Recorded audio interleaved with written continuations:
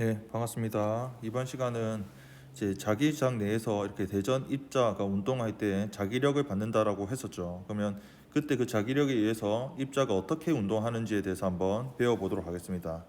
첫 번째는 가장 간단한 경우인데 바로 균일한 자기장 내에서 대전 입자가 어떻게 운동하는지에 대한 내용입니다. 여기서 지금 초록색 표시 있죠? 이 초록색 요게 지금 자기장의 방향을 나타낸 자기력선이라 생각하면 되는데, 이렇게 곱하기처럼 X 표시되어 있는 건 우리 예전에 전기장 할 때도 배웠지만 바로 지면을 뚫고 들어가는 방향이죠.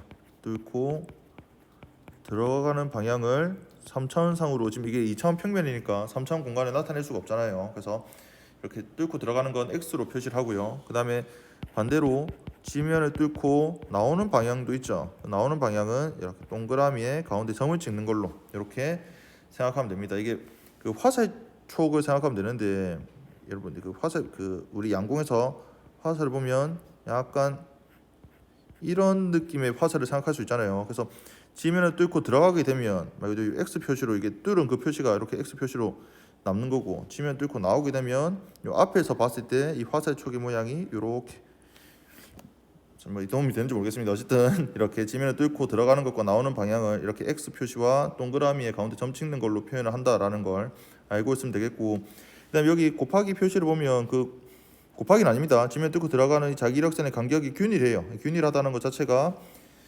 그 자기장 자체가 균일하다, 이 공간의 어느 지점이든 자기장의 크기와 방향이 같다라고 생각하면 됩니다. 이때 양전하, 일단 우리는 기본적으로 양전하를 기본으로 둡니다. 음전하면 방향이 반대라고만 생각하면 되니까, 양전하가 예를 들어서 처음에 이렇게 윗방향으로 속도 V를 갖는 초기 상태가 이렇다라고 할 때 이 물체에 작용하는 자기력의 방향은 왼쪽 방향이 됩니다. 요거 오른손을 통해서 한번 연습해 볼까요? 지금 제가 화면상 보여주지 못해서 좀 아쉽긴 한데 각자 한번 해보세요. 두 가지 방법이 있다 그랬습니다. V 크로스 B니까 요거 F 공식 한번 쳐볼까요? 자기력의 공식은 Q V 크로스 B니까 V에서 B를 향해서 이렇게 감싸지었을 때, 지금 4개의 손가락을 윗방향을 향하게 한 다음에 지면을 뚫고 들어가는 방향으로 이렇게 감싸지게 되면 엄지손가락은 왼쪽 방향을 향하게 됩니다. 또는 이렇게 감싸지는 게 아니라 손을 이렇게 쫙 펴는 방법으로도 찾을 수 있는데, 쫙 폈을 때는 4개 손가락이 자기장 방향이니까 지면을 뚫고 들어가는 방향으로 4개 손가락을 가리키게 하고, 그다음에 엄지손가락이 바로 이 빨간색의 그 속도 방향, 속도 벡터 방향으로 윗방향을 향하게 하면 마찬가지로 이때는 손바닥이 쳐다보는 방향이 바로 왼쪽 방향, 즉 자기력의 방향이 되죠. 이렇게 된다라는 거. 그럼 여기서 자기력의 방향은 속도 방향의 이게 직각이에요. 이게 수직이죠. 수직이니까 속도의 방향은 변하지만 속도의 크기는 바꾸질 못합니다. 그렇죠. 우리가 그 예전 고전역학일 때 공부했었는데, 그래서 이게 운동 방향이 변해요. 약간 반식의 방향으로 변하는 거죠. 반식의 방향이 변하면 어떻게 되냐? 이 힘의 방향도 계속 변합니다. 즉, 요 양전하가 이렇게 이 위치에 이제 도달하게 되면 속도의 방향은 변하지만 속도의 크기는 그대로 V로 똑같아요. 그럼 그때는 힘의 방향이 또 어떻게 되냐면 바로 이렇게 또 약간 사선으로, 약간 7시 방향으로 힘이 가해지게 되죠. 즉 이렇게 쭉 그 오른손을 뭐 감싸지든 쭉 편 상태든 힘의 방향은 항상 이렇게 원의 중심을 향한다라는 걸 확인할 수 있습니다. 그래서 이때 이 입자의 운동 경로가 바로 바로 서클이 된다라는 것을 우리가 확인할 수 있죠. 이게 우리가 고전역학에서 우리가 원운동에 대해서 배웠었죠. 그래서 어떤 물체가 원운동을 하려면 물체에 힘이 가해져야 되는데, 그 힘은 그냥 보통의 힘이 아니라 원의 중심을 항상 향해야 된다 그랬어요. 특히나 그 중에서도 등속 원운동을 이제 물체가 운동하는 경우에서는 그 물체에 작용하는 R자임이 원의 중심을 향하면서 그 힘의 크기가 항상 일정하면 물체가 등속 원운동을 한다 그랬죠. 지금 이 상황이 딱 그 상황이라는 겁니다. 균일한 자기장 내에서, 즉 그 상태에서 이렇게 양전하고 운동하게 되면 이 힘의 방향이 항상 원의 중심 방향으로 항상 그 크기가 일정하기 때문에 그 운동 경로가 원이라는 거. 그러면 이때 이 원운동의 구심력의 역할이 바로 자기력이 된다는 거죠. 우리 그 전에 그 물체 원운동은 다양한 형태로 발견할 수 있는데, 뭐 예를 들어서 뭐 인공위성이나 달이 지구 주위를 공전하는 건 만류인력, 그러니까 뭐 또는 중력이 바로 구심력이 되어서 이렇게 원운동을 한다라고 이야기를 했었고, 또는 뭐 예를 들어서 뭐 실이나 줄 같은 데다가 뭐 지우개든 어떤 물체든 묶어서 이렇게 우리가 회전시키는 경우, 그때는 실에 의한 장력이 바로 구심력이 되어서 물체가 원운동을 한다라고 했었고, 또는 뭐 자동차가 그 트랙에 따라서 이렇게 원운동하는 경우, 그때는 바닥이 자동차에 작용하는 마찰력이 구심력이 되어서 이렇게 원운동을 할 수 있다 그랬죠. 여기서는 전자기학에서는 바로 자기력이 바로 구심력이 되어서 물체가 이렇게 원운동하는데 그 원인이 될 수 있다라는 겁니다. 그러면 우리는 F는 ma라는 뉴턴 제2법칙에 따라서 이 운동 방정식을 세울 수 있고, 이때 이 물체에 작용하는 이 F는 원래는 이제 시그마 F죠. 근데 여기서는 자기력밖에 없으니까 I점이 곧 자기력밖에 없어요. 그럼 자기력은 그 크기가 QVB가 됩니다. 맞습니까? 여기서는 V하고 B가 지금 직각이에요. 지금 그 입자의 속도가 자기장의 방향과 직각으로 지금 초기 속도를 갖고 있기 때문에 V 크로스 B의 크기가 VB 그냥 곱하기 1이 되는 거죠. 그래서 Q 곱하기 V 곱하기 B가 바로 자기력의 크기가 되고, 이게 바로 구심력이 되니까 구심력 공식인 M 곱하기 R분의 V 제곱이 됩니다. 이 방정식을 통해서 어떤 걸 유도할 수 있냐면, 이 운동 경로가 원인데 그 원의 반지름 이 R은 QB분의 MV 이렇게 정해지게 되고요. 각속력이라고 해서 이제 회전과 관련된 속도죠. 이 각속력 오메가는 R분의 V로 정의하는데, 그렇게 유도하면 M분의 QB가 되고, 그 다음에 주기, 즉 여기서 한 바퀴 원운동 하는데 걸리는 시간은 QB분의 2πm이라는 세 가지 결과를 우리가 유도할 수 있습니다. 근데 여기서 이 세 가지 이 공식을 여러분도 따로 뭐 암기할 필요는 없어요. 암기할 필요는 없고, 혹시나 균일한 자기장 내에서 대전 입자 이렇게 원운동할 때 뭐 반지름이든 각속력이든 주기든 이런 물리량이 궁금하다라고 하면, 조금 전에 위에서 여기서는 자기력이 구심력이 된다라는 이 공식 있죠. 이 공식을 적은 다음에 필요한 물리량을 이렇게 정리해서 유도할 수 있다라는 거, 그걸 이해하면 됩니다. 여기서 여러분들 유심히 보면 되게 재밌는 게, 여기 각속력과 주기 같은 이 물리량을 보면 어떤 물리량으로 결정되냐면, 바로 전하량 Q, 그리고 외부의 그 균일한 자기장, 그리고 그 대전 입자의 질량, 바로 QBM으로 결정돼요. 주기도 마찬가지로 전하량 Q, 외부 자기장 B, 그 다음에 입자의 질량 M 이렇게 결정되죠. 즉 각속력과 주기는 속력이나 반지름에 무관합니다. 즉 이 미안합니다. 이게 양전하의 속력 V가 크든 작든, 속력이 빠르게 초기 속도를 갔든 속력이 느리든, 반지름이나 속력 그 각속력하고 주기는 상관이 없다라는 거예요. 물론 반지름은 속력과 관련되어 있죠. 반지름은 속력과 관련되어 있는데, 각속력이나 주기는 QBM하고만 관련되어 있지 그 V하고는 관련되어 있지 않다라는 걸 확인할 수 있죠. 되게 재밌습니다. 그래서 요거 제목이 좀 긴데, 균일한 자기장 내에서 자기장의 수직인 방향의 처음 속도로 움직이는 양전하는 이렇게 원운동을 한다. 물론 음전하도 원운동을 하죠. 그때는 이제 운동의 방향이 반대가 되는 거죠. 그때는 시계 방향으로 등속 원운동을 하게 될 겁니다. 그 밑에 보면 이제 그 외에 몇 가지 다른 예시의 그 자기장 내에서 대전 입자의 운동 경로에 대해서 나타나는데, 첫 번째 왼쪽을 보면 이것도 공통적으로 균일한 자기장이에요. 그러니까 지금 자기장이 균일하죠. 자기력선이 간격이 일정합니다. 근데 이때 양전하가 운동하는데 위에 있는 원운동과 어떤 차이점이냐면, 초기 속도의 방향이 자기장과 수직인 것만 있는 게 아니라 자기장과 나란한 방향도 있는 거예요. 즉 이 속도를 보면 이 속도도 있지만 이 속도도 있는 거죠. 그러니까 X축에 대한 속도도 있고, 지금 거기에 직각인 Y축에 대한 속도도 있는 겁니다.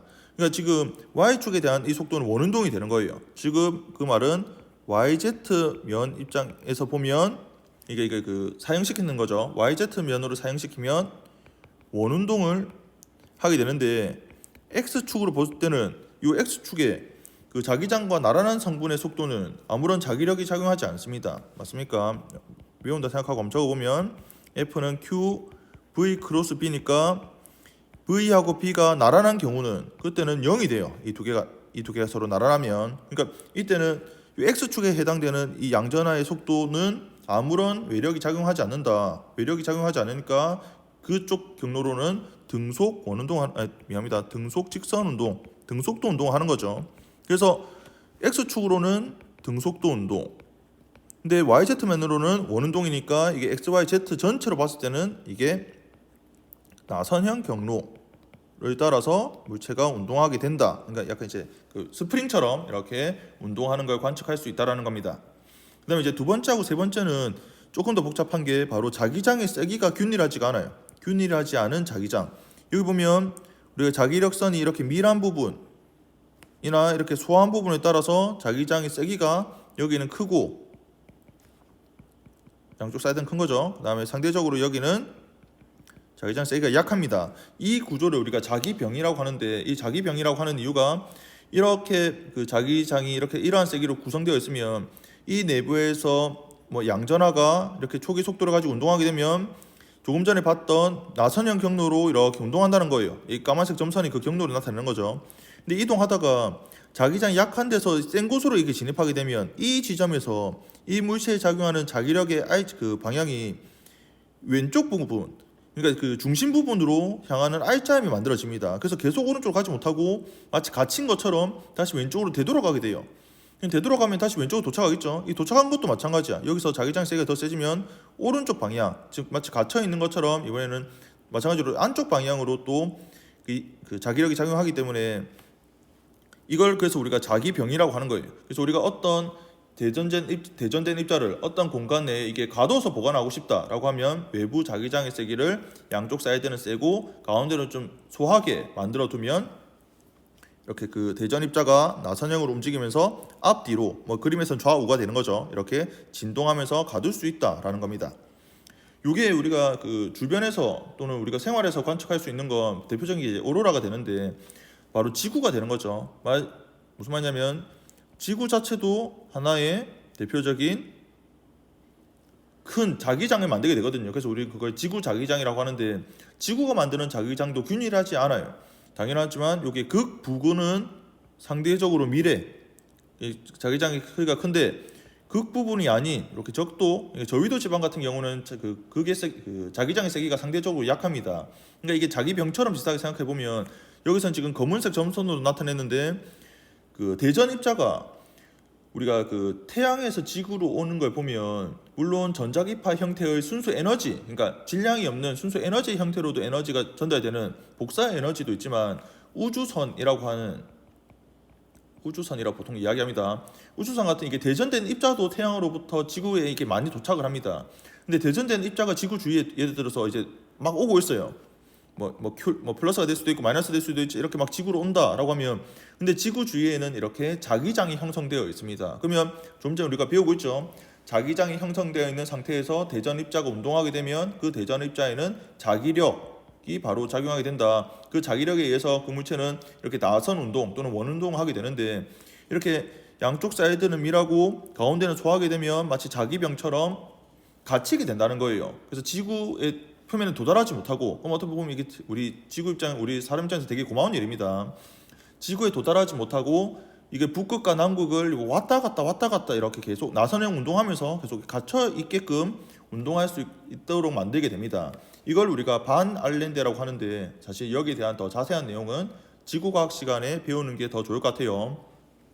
그래서 우리가 극지방 보면 우리가 오로라라고 하는 것들이 딴 게 아니라 대기권 가까이에 이제 물론 대기의 지면은 물론 일부 도착하긴 하지만 거의 대부분 도착하지 못하거든요. 그래서 대기권 가까이에 왔던 그 대전 입자의 운동으로 인해서 우리가 관측되는 그 빛, 그걸 우리가 오로라라고 하고 저도 뭐 직접 본 적은 없지만 진짜 되게 영상으로 보면 아름다운 걸 확인할 수 있습니다.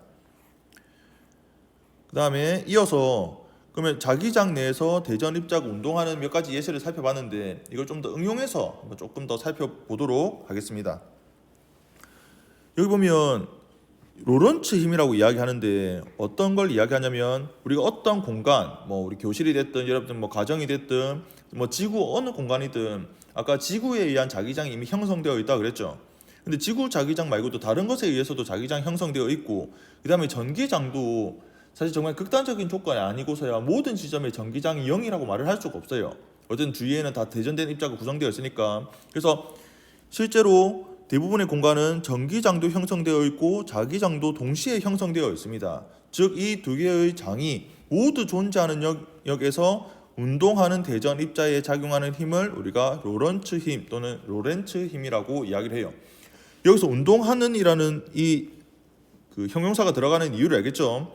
만약에 대전 입자가 운동하지 않고 정지해 있으면 자기장은 있으나 없으나 자기력이 작용하지 않습니다. 근데 전기력은 작용하죠. 근데 우리가 지금 여기서 말하고 싶은 건 이 지금 대전 입자에 전기력도 작용하고 동시에 자기력도 작용하는 그 두 가지 힘이 동시에 작용하는 걸 한번 보고 싶다는 거예요. 그래서 우변의 첫 번째 항은 우리가 배웠지만 전기력, 전기장에 의해서 대전된 입자가 작용하는 힘이고, 그다음에 우변의 두 번째 항은 바로 자기력이죠. 즉 전기력과 자기력을 합해서 우리가 로렌츠 힘이라고 이야기를 합니다. 그러면 이러한 로렌츠 힘을 이용해서 우리가 그 공학적으로 어떤 데 활용을 할 수 있냐, 바로 대표적인 게 속도 선택기예요. 이게 우리가 대전된 입자는 속도가 되게 다양할 수 있는데, 우리가 뭔가 공학적으로 활용하는 데 있어서 우리가 특정한 속도를 갖는 대전 입자를 필요로 할 때가 있어요. 맞습니까? 그러면 그걸 우리가 어떻게 우리가 원하는 속도에 해당되는 그 대전 입자만 우리 취합할 수 있냐라는 건데, 오른쪽 그림을 보면 이온원이라고 해서 뭐 양이온이든 음이온이든 어쨌든 대전된 입자를 이온에서 이렇게 이제 출발시킵니다. 근데 이 출발시킬 때 이 속도가 좀 빠른 것도 있고 속도가 좀 다소 느린 것도 있을 거예요. 그러니까 다양한 속도를 갖는 그 대전 입자를 이제 윗방향으로 쏘게 되었을 때, 이때 속도 선택기는 어떤 구조가 되어 있냐면, 여기 초록색 지금 약간 이제 곱하기 표시되어 있는 이건 지금 자기장의 방향이고, 자기장이 지금 들어가는 방향으로 지금 형성되어 있죠. 지금 균일합니다. 이 X 표시가 지금 균일하기 때문에 균일한 자기장이 지면을 뚫고 들어가는 방향으로 형성되어 있고, 그 다음에 자기장만 있는 게 아니에요. 바로 전기장도 있습니다. 왼쪽은 플러스로 대전됐고 오른쪽은 마이너스로 대전된 축전기라 생각해도 되죠. 두 개의 평행판을 이렇게 그 두게 되면 그 사이에는 전기장이 형성되는데, 전기장은 여기 전기력선 주황색을 통해서 알 수 있다시피 오른쪽 방향으로 균일하게 형성됨을 알 수 있어요. 마찬가지 지금 그 상황은 지금 로렌츠 힘이 작용하는 거죠. 왜냐하면 전기장에 의해서 전기력, 자기장에 의해서 자기력이 작용할 테니까. 그러면 여기 양전하를 예를 들어 보면, 이 양전하에는 전기력은 어떻게 작용하냐? 바로 오른쪽 방향으로 전기력이 작용합니다. 왜냐하면 이 전기력은 Q인데 이 Q가 지금 플러스니까 전기장의 방향과 전기력의 방향은 같죠. 그래서 전기장의 방향이 오른쪽이니까 전기력도 오른쪽 방향으로 힘이 작용한다. 근데 여기서 자기력의 방향은 어떻게 되냐? 자기력은 Q V 크로스 B인데 Q가 지금 플러스니까 V 크로스 B, 여러분 이제 몇 번 연습했으니까 알겠죠? V에서 B로 이렇게 감싸지거나 손을 펴서 찾아보면 자기력의 방향은 왼쪽임을 확인할 수 있어요. 즉, 이 양전하에 작용하는 전기력과 자기력이 방향이 정반대라는 걸 확인할 수 있습니다. 그 크기는 각각 QE와 QVB죠. 근데 왠지 방향이 정반대니까 크기가 같을 때를 여러분들 한번 생각을 해볼 수 있겠죠. 만약에 이 두 힘의 크기가 같다라고 하면 좌우의 힘의 평형에 의해서 R자임이 0이 됩니다. 그 말은 위로 출발했던 이 양전하는 좌우에 R자임이 없으니까 그대로 이렇게 직선으로 이동할 수 있다는 거예요. 근데 QVB하고 QE가 같다라고 하면 이걸 Q를 소거하면서 어떤 방정식을 만들 수 있냐면, 바로 V가 B분의 E라는 그러니까 속도라는 게 B분의 E로 이제 나타낼 수 있다는 거예요. 이게 무슨 말이냐면, 여러분들 이게 물리적 의미를 생각을 해서 여러분들 이해를 하는 게 좋습니다. 외부 전기장 E와 외부 자기장 B는 우리가 조절할 수 있는 값이에요. 그러니까 이제 그 통제 변이 무슨 변이죠? 갑자기 단어 생각나진 않는데 이제 바꾸는 그 변인이 됩니다. 근데 우리가 원하는 속도, 아까 말했지만 여기서 이온원에서 나오는 속도는 빠를 수도 있고 느릴 수도 있어요. 근데 우리가 이번에는 느린 거 말고 빠른 것, 예를 들어서 뭐 속도가 10인 걸 원한다 라고 하면 속도가 10인 게 좌우로 편향되지 않고 직선으로 운동을 해서 그대로 통과하게 되면 우리가 원하는 걸 그대로 다 취합할 수 있으니까, 속도가 10이 되려면 바로 전기장의 크기와 자기장의 크기 비를 계산해서 10이 되게끔 외부에서 가해주면 된다는 거예요. 그러면 속도가 10인 그 양전하는 그대로 R자임이 0이 되니까 그대로 직선 운동을 합니다. 근데 속도가 10보다 크거나 속도가 10보다 느린 애들도 있겠죠. 걔들은 왼쪽으로 편향되거나 오른쪽으로 편향돼서 직선 운동을 하진 않아요. 그래서 속도 그 선택기를 통과한 애들은 우리가 원하는 속도인 그 대전 입자만 얻을 수 있다. 그래서 이걸 우리가 속도 선택기라고 이야기를 합니다. 알겠죠? 그 다음에 이러한 로렌츠 힘을 이용해서 또 어떻게 우리가 무엇을 활용하는 게 있냐면, 바로 질량 분석계라는 게 있어요. 질량 분석계는 이러한 원자 이온이나 분자 이온, 이게 지금 대전 입자죠. 이러한 대전 입자를 질량 대 전하 비율, 뭐 이게 Q분의 M이 될 수도 있고 또는 뭐 n분의 q가 될 수도 있습니다. 여튼 이러한 질량과 전하의 비율에 따라서 분리시킬 수 있는 장치를 우리가 질량 분석계라고 이야기를 합니다. 여기서 질량 분석계 그 구조를 보면 먼저 조금 전에 이야기했던 속도 선택기가 있어요. 그래서 여기 뭐 이온 발생기가 있는 거죠. 이온 발생기가 있어서 이게 쏩니다. 속도가 다양한데 우리가 지금 여기서 외부 전기장과 여기 외부 자기장의 그 비를 이용해서 이 두 가지 E와 B의 크기를 조절해서 우리가 원하는 속도를 갖는 이온만 이렇게 직선 운동을 할 수 있게끔 만들어요. 그럼 속도 선택기를 통과한 양전하를 어떻게 만드냐면 그 다음에 위에 그림 보세요. 위에 있는 이 그림이 조금 전에 속도 선택기에 없던 부분인데 여기에는 외부 자기장만 있고 여기는 전기장이 없어요. 맞습니까? 전기장은 없고 자기장만 있습니다. 그러니까 이때는 이 대전 입자는 이제 전기력은 작용하지 않고 자기력만 작용하게 되는데 좀 전에 우리 앞에서 원운동에 대해서 이야기를 했지만 이렇게 외부 지금 입자의 속도와 자기장의 방향이 지금 직각이고 지금 자기장이 또 이게 또 균일합니다. 균일하기 때문에 이것도 어떤 궤도냐면 바로 원궤도로 운동을 하기 시작한다는 거예요. 즉 속도 선택기에서는 대전 입자가 직선이었는데 속도 선택기를 통과한 이후에는 이렇게 원궤도로 운동하게 된다. 원궤도로 운동하는데 완전히 원으로 되지 못하고 왜냐면 밑에 있는 이게 검출기가 있거든. 그래서 이게 반원 돌고 검출기에 딱 충돌하게 됩니다. 근데 이게 검출기에 이게 대전 입자가 충돌하면 이게 빛이 나게끔 만들어져 있어요. 그래서 우리가 검출기에 나오는 빛의 위치를 보고 이 대전 입자가 어디에 지금 충돌했는지를 우리가 관측하고 이제 측정할 수 있는 거죠. 이해됩니까? 근데 여기서 여러분들 구분해야 되는 게 지금 속도 선택기에서의 첫 번째 자기장과 그 다음에 그 원궤도를 위한 두 번째 자기장의 크기가 서로 다르다는 거예요. 물론 뭐 일부러 뭐 같게 만들 수도 있지만 이건 애초에 일부러 같게 만들어야 되는 건 아니거든요. 그래서 이 두 개는 서로 다른 자기장입니다. 그래서 여기서 보면 두 번째 자기장 B0라고 되어 있죠. 맞습니까? 그래서 두 번째 자기장에 들어가게 되면 이런 대전 입자는 원궤도를 돌다가 검출기에 충돌하게 된다. 그럼 여기에 대한 우리가 이제 방정식을 한번 세워보면 원운동 아까 배웠던 거 있죠? 여기서 이 B0는 두 번째 자기장입니다. 그래서 원운동에 의한 자기력이 바로 구심력이 되고 구심력은 M 곱하기 R분의 V 제곱이니까 우리가 지금 원하는 Q분의 M 즉 질량 대 전하 비율로 Q분의 M을 정리하면 V분의 RB0로 정리할 수 있어요. 정리하는 건 어렵지 않습니다. 그 다음에 조금 전에 속도 선택기에서 이 V는 바로 외부 전기장과 외부 자기장의 비로 우리가 원하는 속도를 원하는 속도만 선택할 수 있다 그랬으니까 이 V에다가 B와 E를 대입하는 거예요. 이렇게 대입하게 되면 Q분의 M은 E분의 R 곱하기 B0 B가 됩니다. 여기 B는 속도 선택기에 있는 B가 되는 거고 얘는 이제 원궤도를 위한 자기장 B가 되는 거죠. 이게 결국 우변을 보면 우변은 반지름 R 그러니까 원궤도의 반지름 그다음에 두 번째 자기장 그다음에 속도 선택기의 자기장 그다음에 속도 선택기의 전기장이에요. 즉 네 개 전부 다 우리가 조절할 수 있거나 관찰할 수 있는 물리량이라는 거죠. 맞습니까? 우리가 측정이 다 된다는 이야기예요. 우리가 처음에 정할 수도 있고 그 다음에 그 결과로 인해서 반지름 I도 우리가 측정할 수 있으니까 이걸 통해서 우리는 Q분의 M을 알 수 있다는 겁니다. Q분의 M을 아는 걸 통해서 우리가 뭘 알 수 있냐면 대표적으로 동위원소의 질량비를 여러분들 알 수 있어요.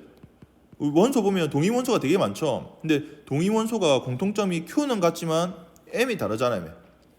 같은 일가 양이온인데 질량이 다를 수 있죠. 예를 들어 수소 이온이나 중수소 이온 같은 경우는 Q는 같은데 질량 M이 다르죠. 그러면 그것들을 이렇게 계산해 보면 요 우변값이 달라지는 거예요. 반지름 R이 달라지는 거지. 다른 조건 다 똑같다고 하면 그걸 통해서 우리가 Q분의 N 값을 계산해서 이 동위원소의 질량비가 어떻게 되는지 그러면 중성자의 개수가 어떻게 되는지도 확인할 수 있다는 겁니다. 요것과 비슷한 게 이전에 어떤 실험이 있었냐면 바로 J.J. 톰슨의 바로 전자 발견 실험이 요것과 되게 유사한 로런츠 힘을 이용해서 확인하는 거예요.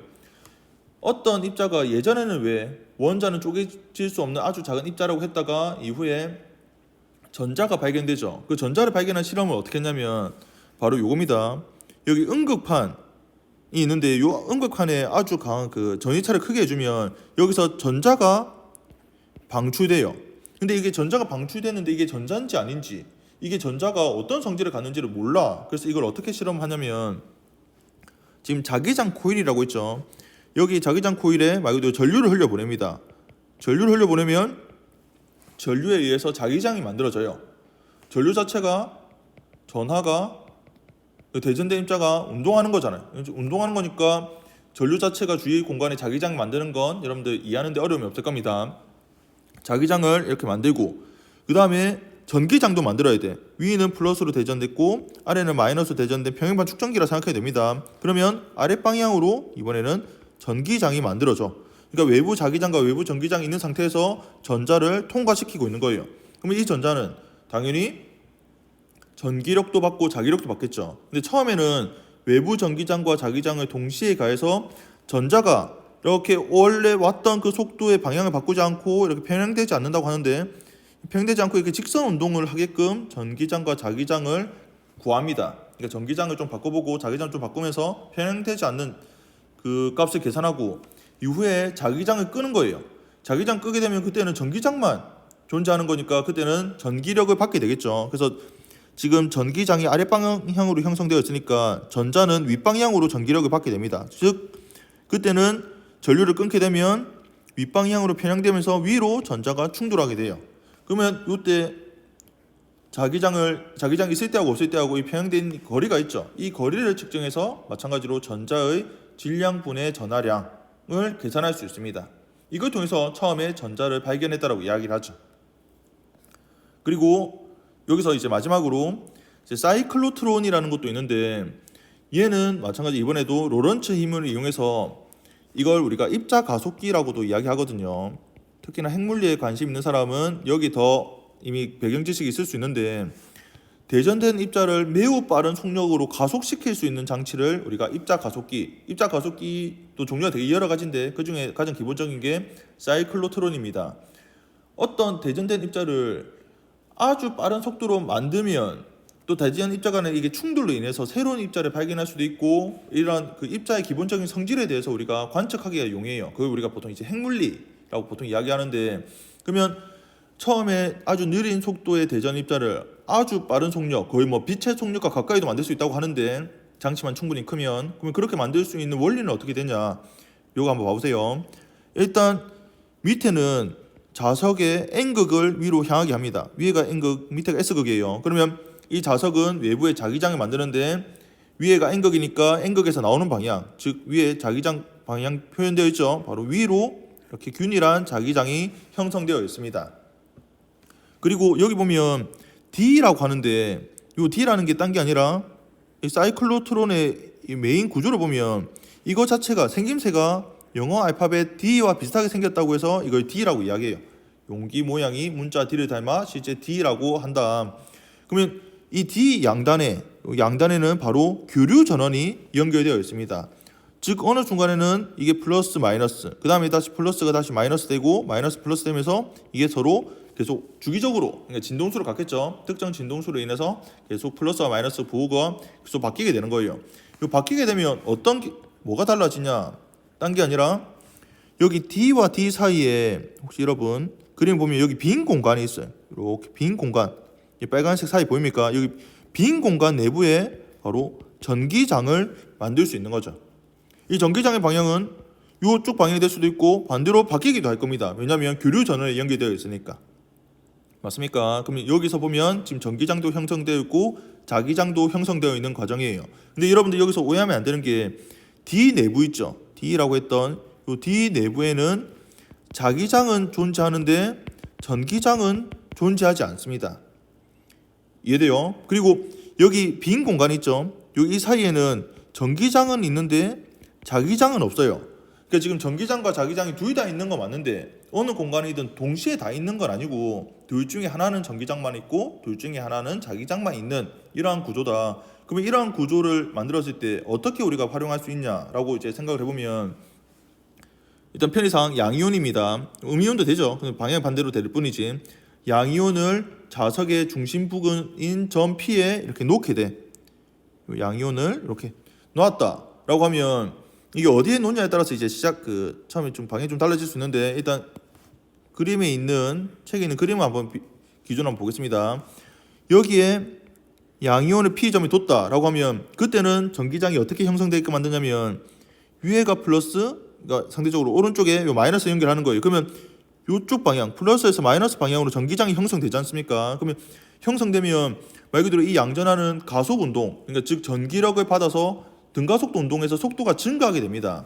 그 공식이 어떻게 되는지 여러분들 기억나요? 바로 여기에 양단의 전위차가 델타 V라고 하면 Q 델타 V만큼의 운동 에너지를 갖게 되는 거죠. Q 델타 V가 2분의 1 mv 제곱. 여기 도착할 때 속도 V가 바로 이 V가 되는 거죠. 이 V는 루트 m분의 2 Q 델타 V에 해당되는 속도 V를 여기 도착할 때 갖게 됩니다. 그러면 갖게 되면 이 대전 입자는 어떻게 되냐? 이제 자기장이 형성되어 있는 공간에 수직으로 진입하는 상황이 돼요.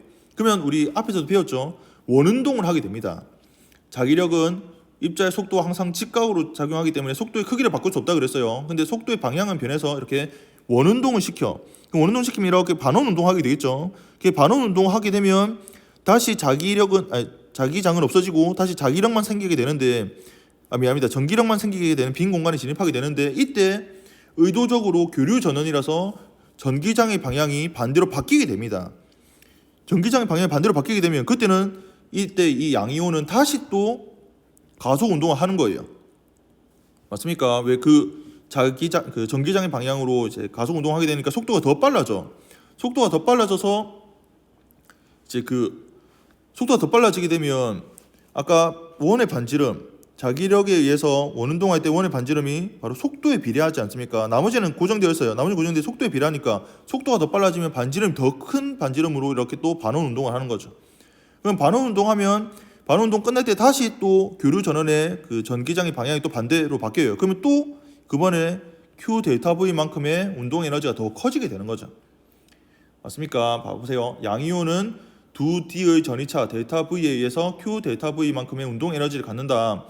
가진 후에 자기장이 만들어져 있는 그 D에 진입하게 되면 반응 경로에 따라서 운동하게 된다.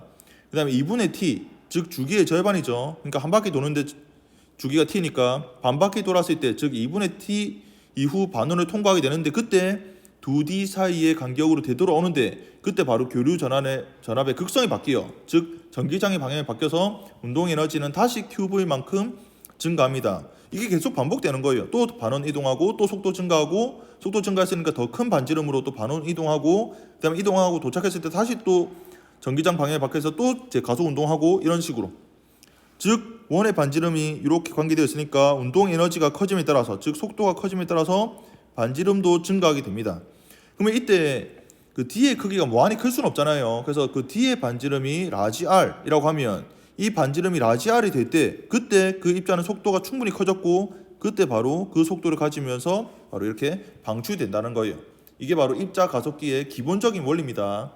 물론 더 복잡하긴 하지만 기본적인 원리예요. 그래서 그때 이온은 출구를 통해 밖으로 나간다. 그럼 그때 운동 에너지는 어떻게 되냐? 바로 2분의 1 mv 제곱이 바로 운동 에너지인데, 여기 이 v에다가 뭐에 대입해야 되겠어요? 조금 전에 반지름 r은 qb분의 mv니까 v로 정리하면 m분의 qb의 요 반지름 r이 라지 r일 때 속도가 이제 v가 되는 거죠. 이 라지 r일 때. 그러면서 그 값을 여기다 대입하면 최대 운동 에너지는 2m분의 질량에는 반비례하고 전하량에는 제곱에 비례하고 외부 자기장의 제곱에 비례하고 반지름의 제곱에 비례합니다. 즉 입자 가속기인 사이클로트론의 그 사이즈가 반지름이 크면 클수록 훨씬 더 빠른 속력을 갖는 입자를 만들 수 있다는 거예요. 그래서 실제로는 사이클로트론이 규모가 엄청 큰 경우가 있어.